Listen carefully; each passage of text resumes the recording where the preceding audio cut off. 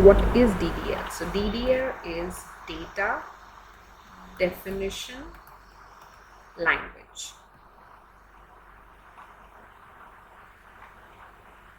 Now we will follow certain steps while we work with data definition language.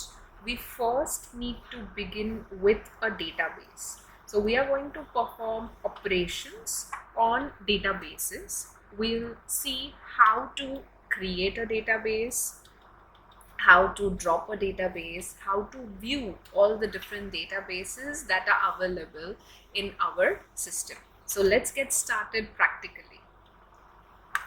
So I have moved on to my command prompt where I have already logged into my SQL. Now we'll understand how to create a database. So the command is create database name. This is the command. Always remember, whenever we are working with databases, so we always end the command with a semicolon. So in MySQL, the terminator, the command terminator,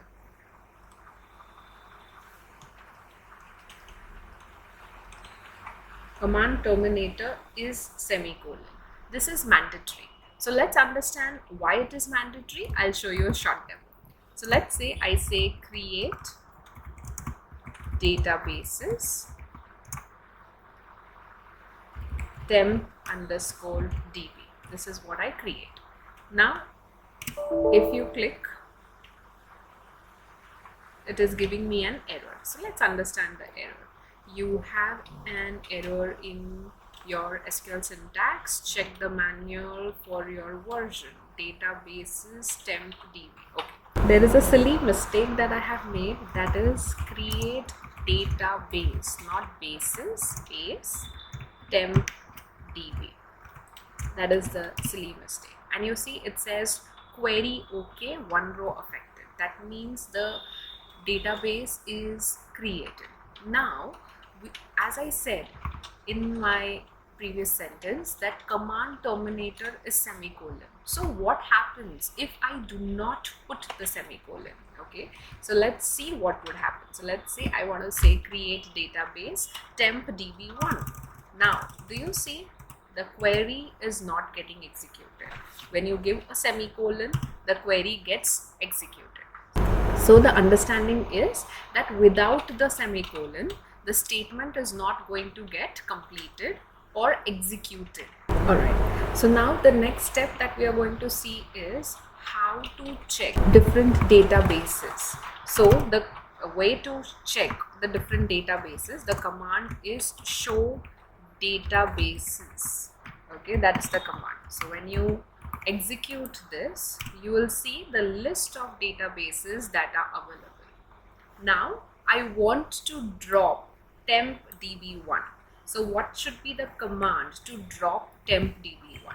So the command is drop database name. So that is how you work around. So the query that you will write would be drop database temp. Okay, now this won't work. Temp db1. Okay, so if you see, it says query OK. So when we say query OK, that means it is working fine. Now let's try show databases again so that we can check whether the result is where the temp_db is being dropped. So you see temp_db is not available. So these are the steps with database. Now let's understand the next step, that what is a part of DDL.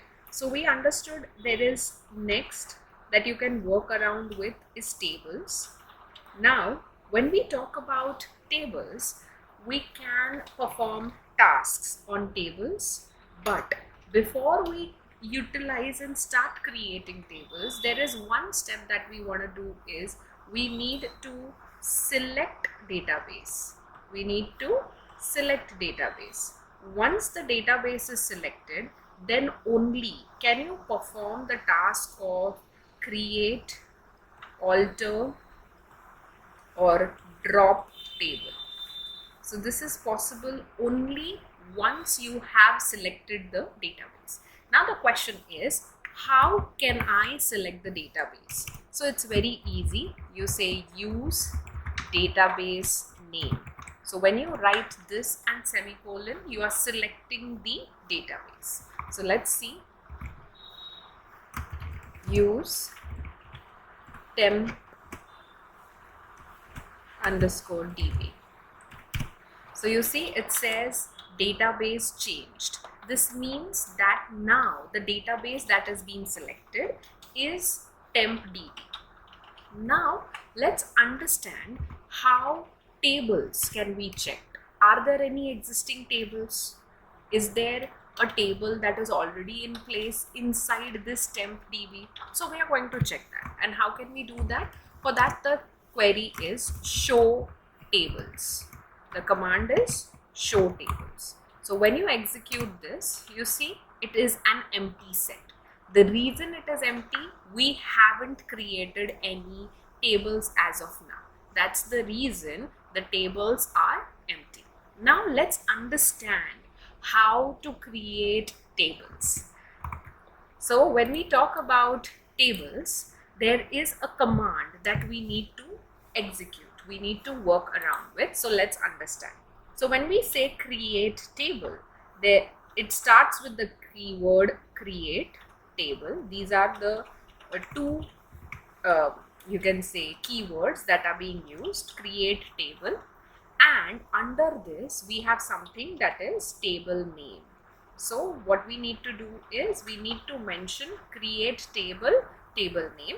After that we have a opening bracket and a closing bracket with a semicolon.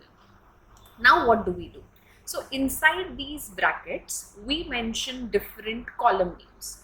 So this is like having an Excel sheet with multiple columns, right? So what do? We say first column 1 with some data type. Okay, we'll understand what are data types shortly, right? We'll mention some data type. We'll mention some constraint. Okay, we'll mention some constraint. You give a comma and then you will say call to data type constraint. Again we'll have call 3 data type constraint, and so forth. Last will be call n data type and constraint.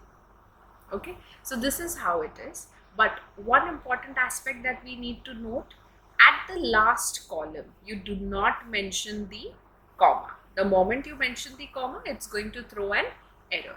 Now we understood that this is the syntax. Now the question is, what is a data type, right? The question is, what is a data type and what are constraints? So let's elaborate and understand this. So when we talk about data types, right, data types are basically a format of storing information. What it is a format of storing information. Now when we talk about data types, they are mainly divided into character, number, and the next, that is date. Okay, so when we talk about character, there is one data type called as char. Okay, second it is called as varchar. I'm going to focus only on the most utilized data types. I'm not covering up all the data types in this particular video. Then when we talk about char and varchar, how does this work? Okay, so char basically says that while you declare a column, you need to mention the number of characters. So let's say char 50. Okay, similarly, even varchar, you will have to mention a number. So you mention varchar 50. Now, what is the difference between these two? So the difference between these two is when we say char 50, let's say I am creating a table which has a column called as name. Okay, let's say I am saying create table student, right? And this has a column name with character of 50. This is the column that I have created, right? Now what would happen? Let's say when I store in my database a name, and that name is Ria. Okay, so when I say Ria, the name has only 1, 2, 3 and 4 characters, right? The character length is only 4, but because I have mentioned the character should have 50 values, my memory allocation would be 50 bytes.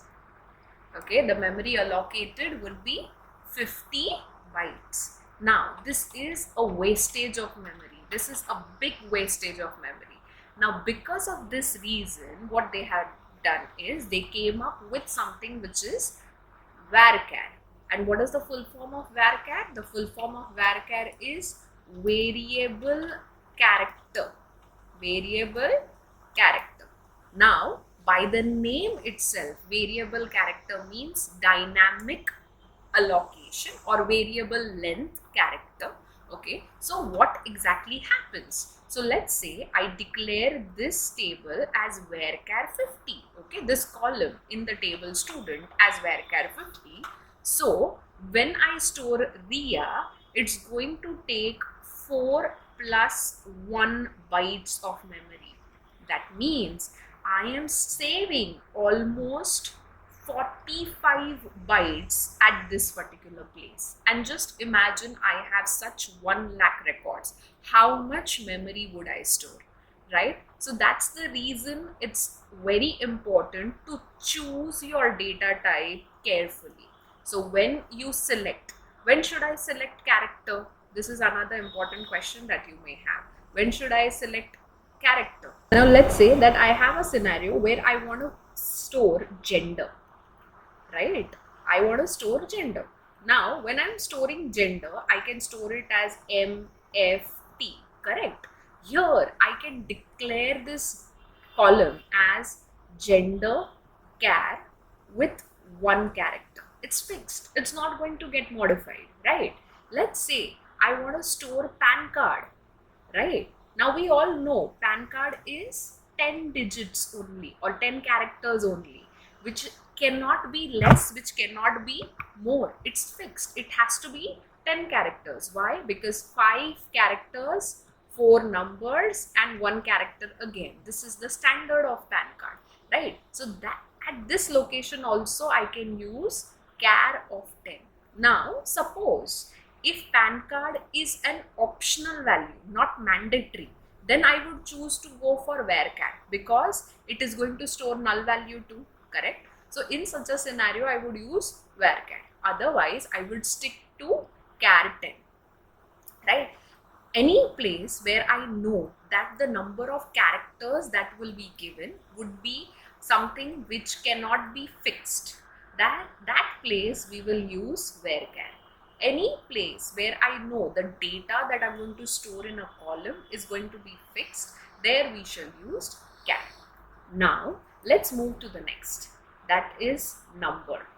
So the next data type is number, which has something that is int and float and decimal. So by the name itself, int basically stores whole numbers, right?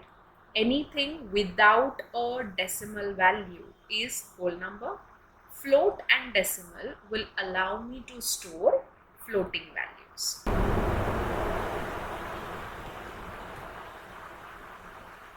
That is number. When we talk about float, float will allow you to store only 8 bytes of memory, whereas decimal has no restriction. Similar to varchar, the way we said number of characters plus 1 byte, in the same fashion decimal will also work. There is no restriction. Data plus 1 byte is the way the memory allocation happens for number. Let's understand next, that is date. Now when we talk about date, we have a date type which has a default data type of YY, DD. Okay, this is the format in which the date is stored, right?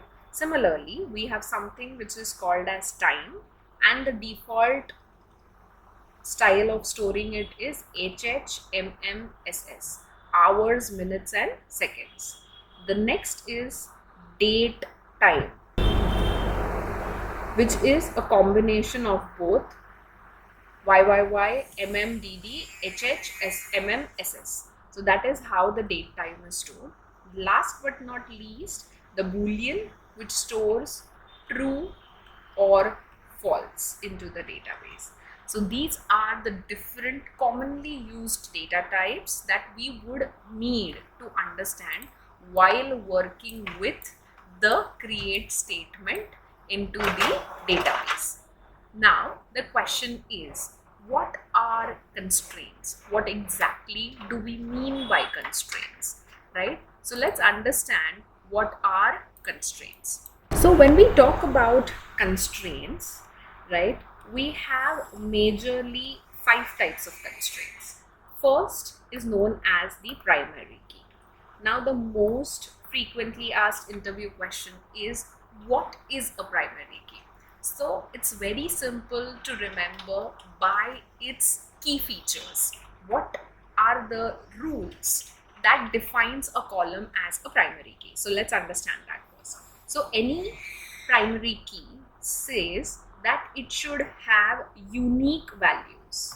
It should have unique values. So any value that is stored in this primary key or any column should be unique. There should be no repetition of values. Second very important aspect of primary key is it should not be null. That means it should not be empty. Now, when we define this in this fashion, it clearly says that primary key has 2 main features. It should be unique and should not be null. Another important aspect of primary key is, let's say in my table, as we spoke about the example student, right? Now, when we want to identify a student, we identify the student in the class by a roll number, right? So suppose I go to a school and say that from Falana class, roll number X, I need information about that student. So based on this roll number, we will be able to identify the name of the person, the place where the person says, who's the parent, the mobile number of the parent, everything. So it's basically, the roll number is basically the identifier, right, of the complete record in the table. That's the reason it is called as a primary key. Let's take one more example. Let's say in India, if a person needs to be identified, okay, we say identity card. Which is the best identity card that we have in the country? Aadhaar card, right? So Aadhaar card has a 15-digit unique number, correct? Which is unique for each and every Indian citizen, correct? So that is nothing but a identifier. So Aadhaar number is an identifier for a whole record set of a human being, from the fingerprints to the iris scan, everything. That's exactly what is the role a primary key plays in a table, correct? Now let's say if we go across the world, then what would be the identifier? Passport, right? So if we take, whenever we want to go across in any country, we take our passport, right? So the passport number becomes our unique identifier. So be it a citizen of any country, passport is our identifier. So this is how the whole aspects work when it comes to constraint that is a primary key. Now let's understand the next, okay, that is second, foreign key. Now what do we mean by foreign key? Okay, so let's say I want to connect the dots, right? when I say I want to connect the dots, in the sense is, let's say now I have a bank account. In my bank account, there is some documents that I give. One is the Aadhaar, other is the PAN. Now what am I doing? I don't need all the details of the human, the person who is opening the bank account, right? Because I know the person's Aadhaar card. Based on the Aadhaar card, I can actually look into the complete data of the person, right? I can look into the complete data of the person and get the address, the fingerprints, everything. So one document, Aadhaar, and I'm able to work around with everything, right? In the similar fashion, what is my income? I can understand the basics of the income using the PAN. So this is like a connection that I'm creating. So when I want to link two tables, okay, when I want to link two tables together, in such a scenario, I will use foreign key. Now we'll move to the next constraint, and that constraint is called as unique constraint. So there could be a possibility that I want to store the data, but it has to be unique for everyone. It's not necessary that should be a primary key. For example, email, right?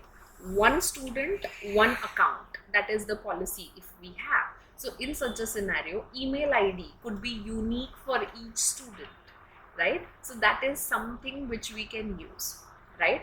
Next, there is something which is called as the default.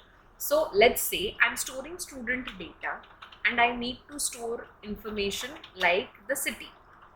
Now I know that my business is at X city, let's say Nasik, for example. So I want that default should be Nasik.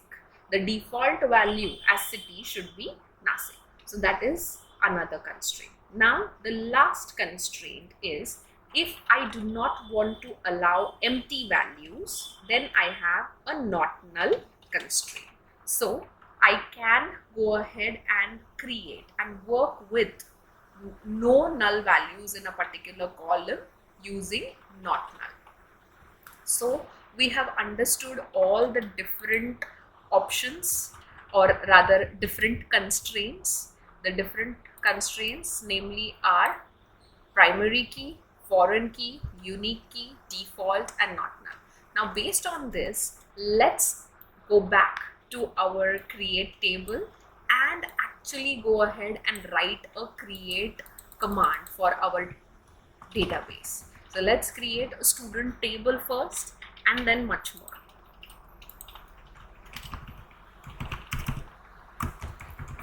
Create table student.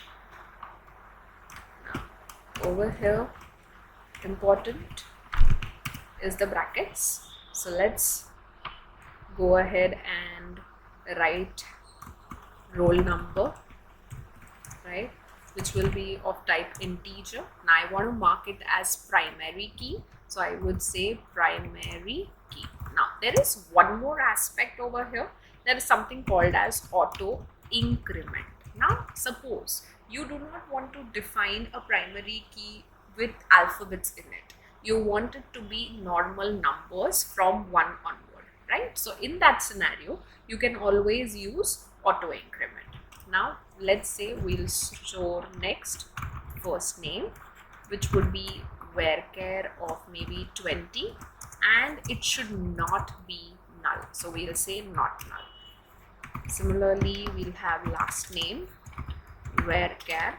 Now this can be null because many times people do not have their last names. So that's why we'll allow not null values to it, right?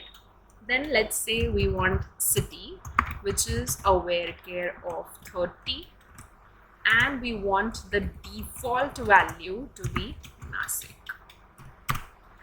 Next, we want email, which is again going to be Varchar, and we'll put it 100 because sometimes email IDs are pretty long, and we'll say that to be as unique.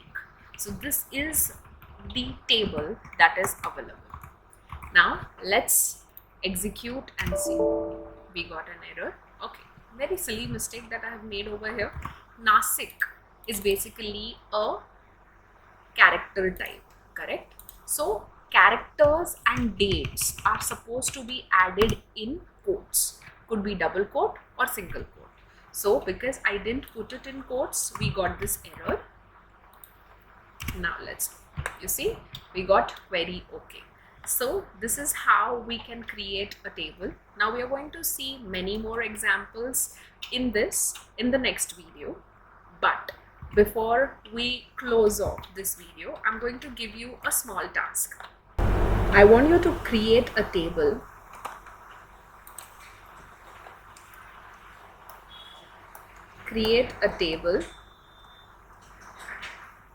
that would have books, the data of books and authors needs to be stored. You want to create two individual tables, right? It could have book ID, book name, then we could have price, ISBN number in the book. When we talk about authors, we would have ID, name, email, mobile, and years of experience.